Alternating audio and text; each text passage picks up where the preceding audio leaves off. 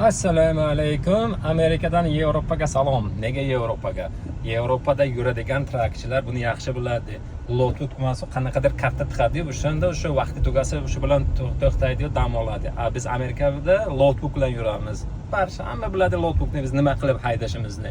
Shu uchun avgustdan yangilik borki, Amerikadagi traklar ham shunday Yevropadagi o'xshagan lotbookka nima karta tiqadi, bilmadim, to'g'risini bilmayman-ku, lekin shu Yevropaga o'xshagan narsa bilan biz trakni haydaymiz. Bu degani agar shu 11 soat haydaysanmi, 9 soat dam olishing kerak, saykl normalni 36 soat dam olishing kerak, shu bilan bo'ldi.